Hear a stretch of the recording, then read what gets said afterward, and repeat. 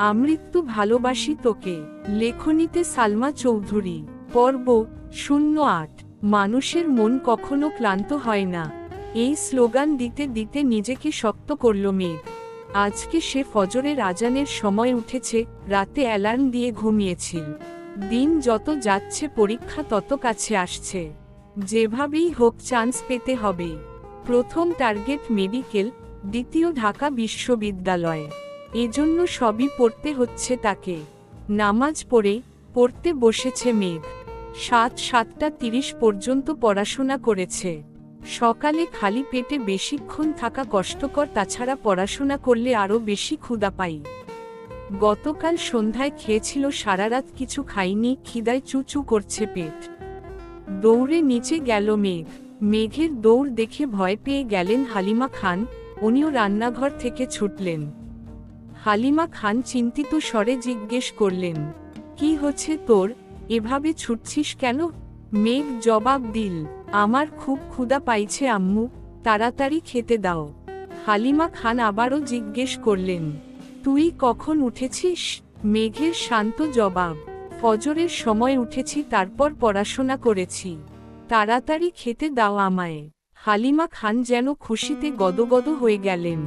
ওনার মেয়ে পড়াশোনায় মনোযোগ দিচ্ছেন, সাথে খাওয়া দাওয়াতেও। এ তো প্রতিটা মায়েরই প্রধান স্বপ্ন। উনি ছুটে গেলেন রান্নাঘরে। মেয়ের পছন্দের সব খাবার হাজির করলেন মেয়ের সামনে। মেঘ ক্ষুধার তাড়নায় ঝটপট খাবার শেষ করে নিজের রুমে চলে গেল।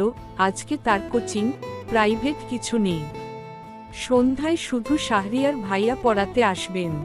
সারাদিনের একটা রুটিন করে নিল মেঘ। টার্গেট সেট করে পড়াশোনা করলে পড়াশোনা তাড়াতাড়ি এগোয়। এদিকে 8টার পর বাড়ির সবাই খেতে বসেছে। আবির একেবারে রেডি হয়ে নেমেছে। চেয়ার টেনে বসতে বসতে নজর পড়ে, সামনের চেয়ারটা ফাঁকা। নিষ্পলক তাকিয়ে থাকে, কয়েক সেকেন্ডে স্বাভাবিক হয়ে খাওয়া শুরু করে। ইকবাল খান জিজ্ঞেস করলেন, মেঘ কোথায়, উঠেনি এখনো? উদ্ধৃতি চিহ্ন। হালিমা খান প্রফুল্ল মেজাজে উত্তর দিলেন, ও নাকি সেই ভোর বেলা উঠেছে। পড়তে পড়তে ক্ষুধা লাগছিল, তাই কিছুক্ষণ আগেই খেয়ে গেল। উদ্ধৃতি চিহ্ন। আলী আহমদ খান শীতল কণ্ঠে প্রশ্ন করলেন, শাহরিয়ার কি গতকাল এসেছিল? হালিমা খান পুনরায় উত্তর দিলেন, গতকাল আসেনি ভাইজান, মেঘ অনেকক্ষণ অপেক্ষা করেছে। উদ্ধৃতি চিহ্ন। আলী আহমদ খান স্বাভাবিক কণ্ঠে বললেন, হয়তো কোনো সমস্যা, আজ আসবে নিশ্চয়ই। কেউ আর কোনো কথা বলল না, চুপচাপ খাওয়াতে ব্যস্ত সকলে। কিছুক্ষণ পর খাওয়া শেষে উঠে চলে গেলেন বাড়ির কর্তারা। বসে আছে 4 ভাই বোন। মিম আর আদি খুনসুটি করে খাওয়াতে ব্যস্ত। তানভীর হঠাৎ আবিরের দিকে তাকিয়ে বলল, ভাইয়া তোমার কি কিছু হয়েছে? আবির নড়েচড়ে বসল, মুখ গোমরা করে উত্তর দিল, কিছু হয়নি। তানভীর আর কথা বাড়ায়নি, চুপচাপ নিজের খাওয়া শেষ করল। নিজের খাবার শেষ করে ফ্রেশ হয়ে আবিরও অফিসের জন্য বেরিয়ে পড়েছে। বাকিরাও নিজেদের কাজে ব্যস্ত হল। সারাদিনের ব্যস্ততা শেষে সকলেই বাড়ি ফিরল না কেবল আবির। আগামী মাস থেকে আবিরের নতুন কোম্পানি শুরু হবে, সেই কাজেই ব্যস্ত সে। সারাদিন বাবার কোম্পানির কাজ সামলে সন্ধ্যার পর প্রায়ই দেখতে হয় নিজের অফিসের কাজকর্ম। সাথে তার আরও 2জন বন্ধু আছে, একজন রাকিব, আরেকজন রাসেল। আবিরের পরেই তাদের পোস্ট। আবিরের অবর্তমানে তারাই সামলাবে কোম্পানি। কয়েক বছর আগে থেকেই আবিরের সাথে প্ল্যান করে রেখেছিল, এটারই পূর্ণতা পেতে চলেছে। এদিকে গতকালের ন্যায় আজও পড়ার রুমে অপেক্ষা করছে মেঘ। কিন্তু শাহরিয়ার ভাইয়া আসার কোনো খবর নেই। এই পৃথিবীতে কারো জন্য অপেক্ষা করার মতো কষ্ট আর কিছুতে নেই। অধৈর্য হয়ে রাগে ফুঁসতে ফুঁসতে মেঘ বড় আব্বুর সামনে গিয়ে দাঁড়ালো। আলী আহমদ খান সোফায় বসে কফি খেতে খেতে টিভি দেখছিলেন। মেঘ জিজ্ঞাসু চোখে তাকালো বড় আব্বুর দিকে, তারপর আস্তে করে বলল, ভাইয়া কি পড়াতে আসবেন না? আলী আহমদ খানের মনোযোগ সরল টিভির দিক থেকে, এক পলক তাকালো মেঘের দিকে, তারপর পকেট থেকে ফোন বের করে ডায়েল করলেন শাহরিয়ারের নাম্বারে। প্রথমবার রিসিভ হলো না, দ্বিতীয়বার রিসিভ হলো। আলী আহমদ খান জিজ্ঞেস করলেন, তুমি আসছো না কেন? পড়াবে না? উদ্ধৃতি চিহ্ন। শাহরিয়ার শীতল কণ্ঠে উত্তর দিল, আঙ্কেল আমার জন্য বাসাটা দূরে হয়ে যায়, সময় মেইনটেইন করাও একটু সমস্যা, তাই আমি আর আসতে পারবো না, সরি। উদ্ধৃতি চিহ্ন। আলী আহমদ খানের জবাব, তাহলে তুমি এই কথাটা প্রথম দিনই জানাতে পারতে। শাহরিয়ার গম্ভীর কণ্ঠে উত্তর দিল, একটু অসুস্থ ছিলাম আঙ্কেল, হাসপাতাল থেকে আজই ফিরেছি, আপনাকে সময় করে ফোন দিতাম আমি। উদ্ধৃতি চিহ্ন। আলী আহমদ খান উদ্বিগ্ন কণ্ঠে শুধালো, কি হয়েছে তোমার? শাহরিয়ার ঠান্ডা কণ্ঠে বলল, তেমন কিছুটা, হালকা ব্যথা পেয়েছি, দোয়া করবেন আঙ্কেল, আল্লাহ হাফেজ। উদ্ধৃতি চিহ্ন। আলী আহমদ খান বললেন, সাবধানে থেকো, আল্লাহ হাফেজ। উদ্ধৃতি চিহ্ন। আলী আহমদ খান মেঘকে জানালেন। মেঘ কি বলবে বুঝে উঠতে পারল না, ঠায় দাঁড়িয়ে রইল সোফার পাশে। তখনই সিঁড়ি দিয়ে নামছিল তানভীর, মেঘের কাছে দাঁড়িয়ে প্রশ্ন করল, এখানে দাঁড়িয়ে আছিস কেন? মেঘ মাথা নিচু করে, পাতলা অধর নেড়েচেড়ে বলে, শাহরিয়ার ভাইয়া পড়াবেন না আমায়। তানভীর কপাল গুটিয়ে বলল, তাতে মন খারাপ করার কি আছে, মানুষের সমস্যা থাকতেই পারে। উদ্ধৃতি চিহ্ন। মেঘ চোখ তুলে তাকালো ভাইয়ের পানে। তানভীর বড় আব্বুর দিকে তাকিয়ে পুনরায় বলল, আমার একজন পরিচিত আপু আছে, উনি খুব ভালো পড়ান শুনেছি, আপনি অনুমতি দিলে আমি কি কথা বলে দেখব? আলী আহমদ খান তানভীরের দিকে তীক্ষ্ণ দৃষ্টিতে তাকালেন। হয়তো মনে মনে ভাবলেন, যেই ছেলে জীবনে পড়াশোনায় করে না সেই ছেলে আবার বোনের জন্য টিউটর খুঁজছে। মুখ ফোটে বললেন, দেখো তোমার মতো গর্দভ হয় না যেন। তানভীর হাসি মুখে বলল, এবার 2-1 দিন পড়ার পর মেঘের যদি মনে হয় পড়বে তাহলেই ফিক্সড করব। আলী আহমদ খান এবার যেন স্বস্তি পেলেন, সহজভাবেই বললেন, ঠিক আছে কালকেই আসতে বলো তাহলে। তানভীর আর কথা না বাড়িয়ে চুপচাপ বাসা থেকে বের হয়ে গেল। মেঘ ও নিজের মতো বই খাতা নিয়ে রুমে চলে গেল। আজ মঙ্গলবার। মেঘ রেডি হয়ে একেবারে নিচে নামল। ক্লাসের টাইম 30 মিনিট এগিয়ে দিয়েছে, তাই তাড়াতাড়ি যেতে হবে। খাবার টেবিলে বসে তাড়াহুড়োয় খাবার খাচ্ছে মেঘ। সামনের চেয়ার ফাঁকা, এতেই যেন মেঘের স্বস্তি কাজ করছে। রবিবারের ধমক খাওয়ার পর থেকে মেঘ ইচ্ছে করেই আবিরের থেকে দূরে দূরে থাকতে চাইছে। এদিকে আবির 8টার দিকে না খেয়ে অফিসে চলে গেছে। নিজের অফিসে কাজ শেষ করে তারপর বাবার অফিসে যাবে। মেঘ খাওয়া শেষ করে কোচিং এর উদ্দেশ্যে রওনা দিল। 2টায় মেঘ কোচিং থেকে এসে ফ্রেশ হয়ে খেতে বসেছে। 2 লুকমা মুখে তুললেই কারো পায়ের শব্দে ফিরে তাকায় মেঘ। আবির খাবারের টেবিলের দিকে আসছে, অমনি মেঘের গলায় খাবার আটকে গেছে। খাবার গিলতে পারছে না মেয়েটা, কোনো রকমে পানি দিয়ে খাবারটা গিলল। এদিকে আবির বেসিন থেকে হাত ধুয়ে এসে মাম্মিকে খাবার দিতে বলল। বসল মেঘের বিপরীতে রাখা চেয়ারটাতে। মেঘের চিবুক নামল গলায়, দৃষ্টি তার প্লেটের দিকে। মনে মনে আল্লাহ আল্লাহ করছে মেয়েটা, হাত পা কাঁপাকাঁপি শুরু হয়ে যাচ্ছে। 2 দিন পালিয়ে থেকেও লাভ হলো না। বারবার কানে বাজছে রবিবারের সেই কথাটা। এমন থাপ্পড় দিব যার দাগ 1 মাসেও যাবে না। কে চাই স্বেচ্ছায় মাইর খেতে, কোনো রকমে খেয়ে সরে পড়লেই বাঁচে সে। খাওয়ার গতি বাড়ালো, নাকে মুখে খাচ্ছে মেঘ। আবির ক্ষিপ্ত দৃষ্টিতে তাকালো মেঘের দিকে, কপাল কুঁচকে গম্ভীর গলায় বলল, কি হয়েছে তোর? মেঘের নিঃশ্বাস আটকে আছে, গলা শুকিয়ে কাঠ। সারা শরীরের কম্পনের মাত্রা তীব্র হলো, কথা বের হচ্ছে না মুখ দিয়ে। কিন্তু আজ তাকে বলতে হবে, হিটলারের মুখোমুখি হতে হবে তাকে। নিজেকে নিজে সাহস দিল। মেঘের সরল স্বীকারোক্তি, কিছু হয়নি আমার। আবির কিছু বলতে গিয়েও গিলে ফেলল কথাটা। এর মধ্যে হালিমা খান আবিরের খাবার নিয়ে এসেছেন। আবির খাওয়ায় মনোযোগ দিল। হালিমা খান আবিরকে উদ্দেশ্য করে বললেন, সকালে কিছু খেয়েছিলি বাবা? আবির গুরুভার কণ্ঠে উত্তর দিল, খাইনি। হালিমা খান কিছুটা চিন্তিত কণ্ঠে বললেন, সকালে খেয়ে গেলেই পারতিস, একটু দেরি হলে না হয় হতো। আবির কোনো উত্তর দিল না। মেঘ মনে মনে ভাবছে, আমায় যে লোক হুমকি দেয়, ঠিকমতো খেতে হবে। সেই নিজে যখন না খেয়ে থাকে তখন তাকে কেন কেউ ধমক দেয় না? সব দোষ এই মেঘের। থাকবই না এই বাড়িতে। উঠতে চাইল টেবিল থেকে, তৎক্ষণাৎ চোখ পড়ে আবির ভাইয়ের দিকে। আবির মাথা নিচু করে খাচ্ছে। এখন উঠতে গেলে নিশ্চয় ধমক দিয়ে আবার বসাবেন, কে জানে আবার থাপ্পড়ই মারেন কিনা। এসব ভেবে মেঘ আবার বসে দ্রুতগতিতে খাওয়া শুরু করে। আবির রাগে এক প্রকার চিৎকার দিয়ে উঠল, একটা থাপ্পড় দিব তোকে, এভাবে খাচ্ছিস কেন? মেঘ সহসা থমকে গেল। ধমক খেয়ে চোখ টলমল করছে তার, মুখের ভাতগুলো কোনোরকমে গিলল। মনে মনে ভাবল, আমাকে থাপ্পড় দেয়ার এত ইচ্ছে আপনার? আবিরের থাপ্পড়ের ভয়ে 2 দিন যাবৎ খাবার টেবিলে সবার সাথে খায় না মেয়েটা। কে জানতো এই দুপুর বেলা আবির ভাই অফিস থেকে বাসায় চলে আসবেন। জানলে হয়তো আগে খেয়ে নিত, না হয় আবির ভাই খাওয়ার পর খেতে আসতো। কেন এই মানুষটা তার সামনে আসে? কেনই বা এত রাগ দেখায় ভেবে পায় না মেঘ। হঠাৎ মনে পড়ে যায় ঘুম থেকে উঠে বলা স্লোগানটা। মেঘ মনে মনে বিড়বিড় করল, আমার মন একমাত্র আমার নিয়ন্ত্রণে চলবে, মেঘ ভয় পাবে না আবিরকে। তারপর স্বাভাবিকভাবে প্লেটের ভাতগুলো শেষ করে হাত ধুয়ে সিঁড়ি দিকে যেতে নেয়। সোফার কাছে পর্যন্ত যেতেই মিম আর আদি দৌড়ে এসে জাপটে ধরে মেঘকে। আকস্মিক ঘটনায় কিছুটা ঘাবড়ে গেল মেঘ। তারপর স্বাভাবিক কণ্ঠে বলল, কি হয়েছে তোদের?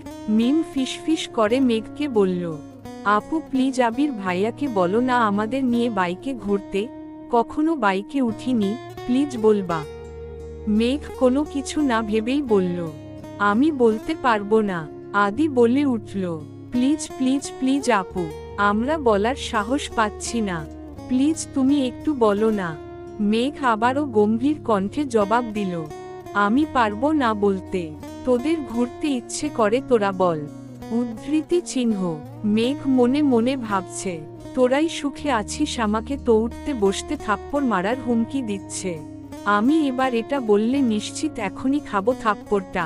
আবিরের খাওয়া শেষ এদিকে আসতে দেখে মেঘ তাড়াতাড়ি রুমে চলে যেতে চাচ্ছে, কিন্তু আদি আর মিম আরও করুণ স্বরে বলছে, প্লিজ আপু তুমি বলো না।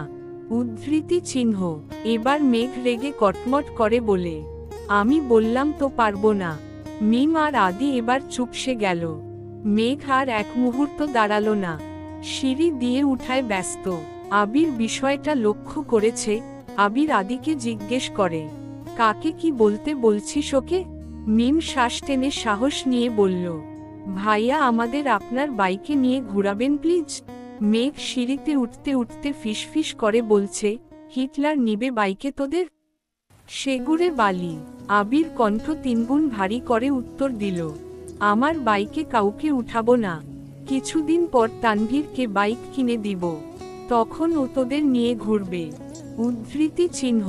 আদি আকস্মাৎ প্রশ্ন করে বসল, তুমি তানভীর ভাইয়াকে নিয়ে ঘুরো না? আবির এবার স্বাভাবিক কণ্ঠেই বলল, এখনো তানভীর আমার বাইকে উঠেনি, তবে ভবিষ্যতে উঠতে পারে। ওর সাথে তোদের কি সম্পর্ক? মিম আর আদি বোবা হয়ে রইল। মেঘের কথা ফলে যাওয়াতে নিজেকে নিয়ে গর্ব করতে করতে রুমের দিকে যাচ্ছে আর ভাবছে 2 ভাইয়ের গলায় গলায় সম্পর্ক, অথচ বাইকে উঠার পারমিশন দেয়নিছি।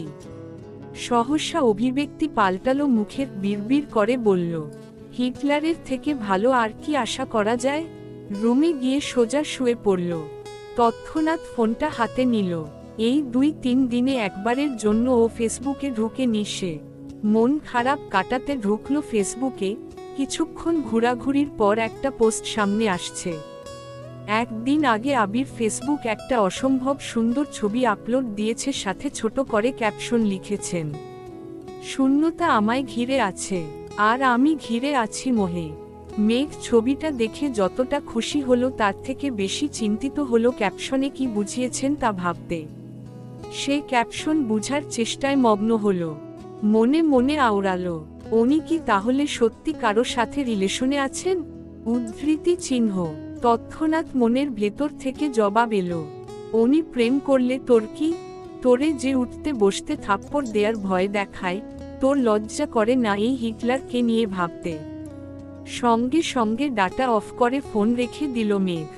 সত্যিই তো, সে তো আবির ভাইয়ের উপর রেগে আছে, তাহলে আবার আবির ভাইকে নিয়ে ভাবছে কেন? এদিকে আবির রুমে এসে 5-10 মিনিট রেস্ট নিয়ে নিজের ল্যাপটপ আর কিছু কাগজপত্র নিয়ে বেরিয়ে পড়েছে। সন্ধ্যায় মেঘের নতুন টিউটর এসেছে। বয়স এত বেশি না, ঢাকা বিশ্ববিদ্যালয়ে ফিজিক্সে পড়াশোনা করছেন, এবার 3য় বর্ষে আছেন।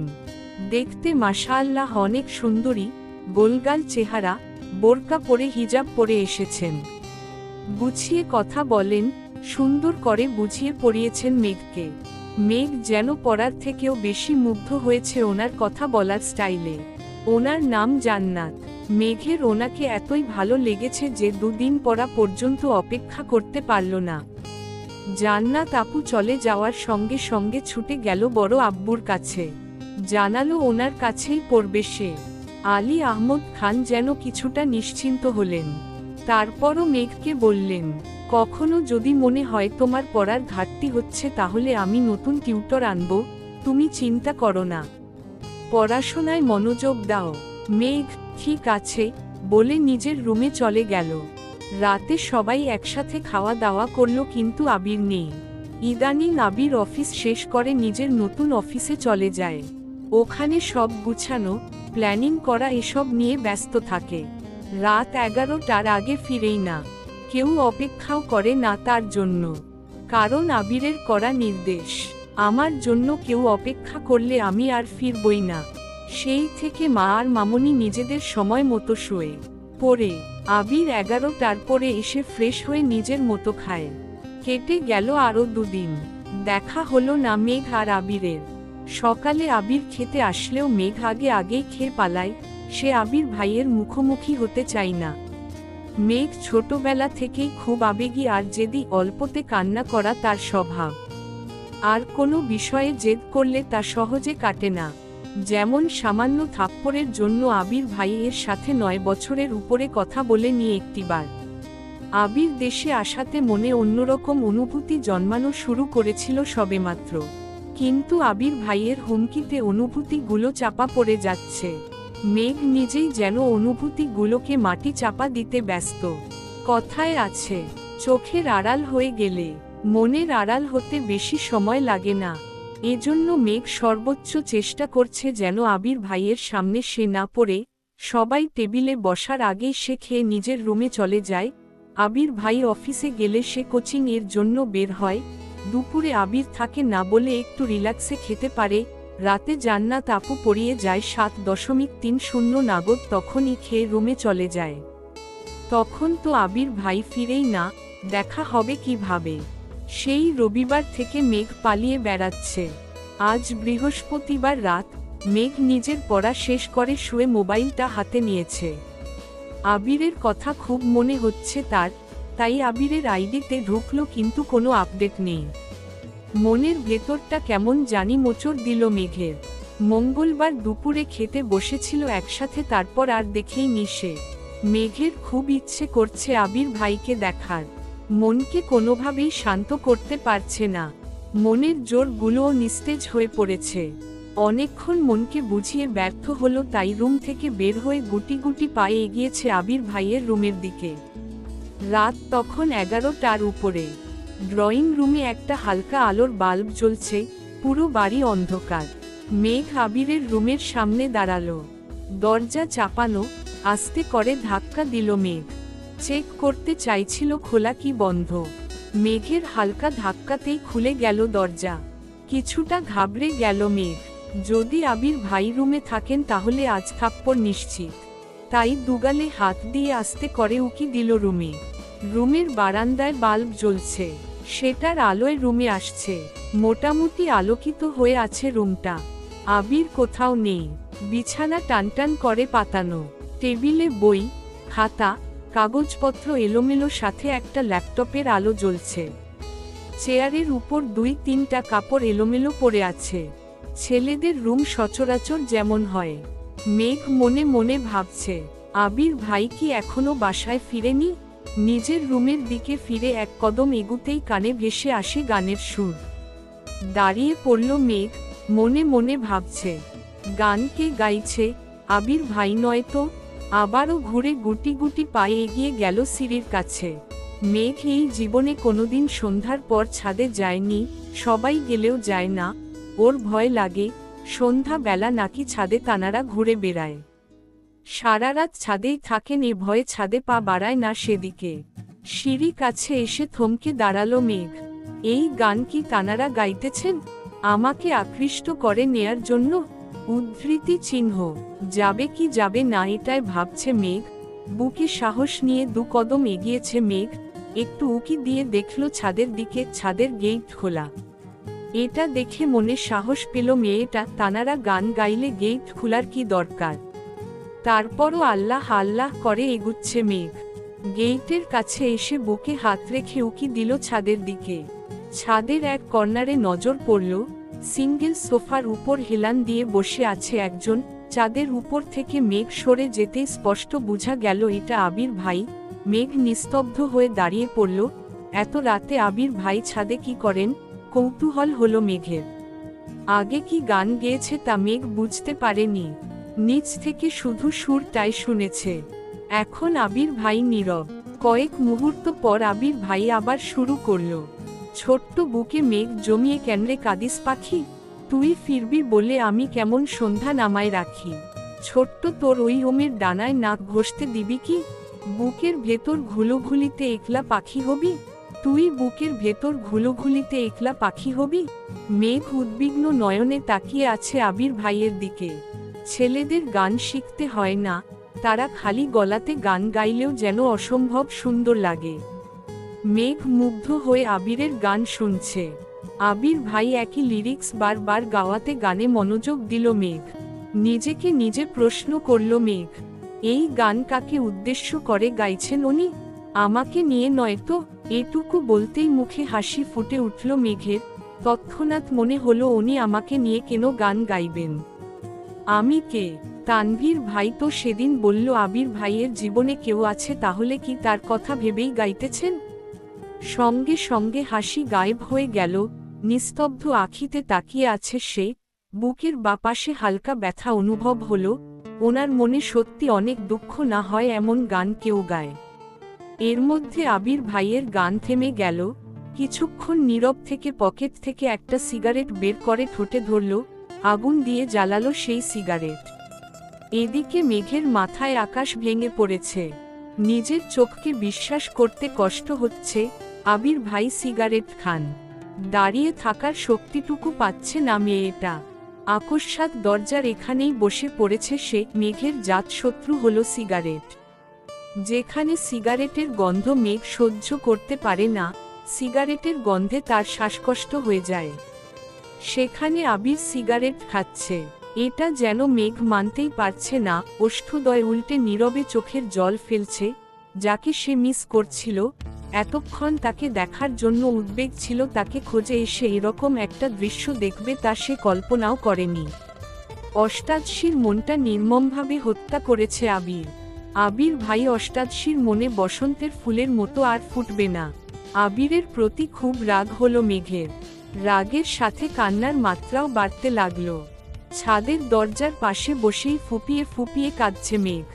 নিজেকে সান্ত্বনা দেয়ার কোনো ভাষায় খুঁজে পাচ্ছে না সে। আচমকা আবির মেঘের সামনে হাজির হলো। মেঘ তখনও কান্নায় ব্যস্ত। আবির গম্ভীর কণ্ঠে শুধালো, এখানে কি করছিস?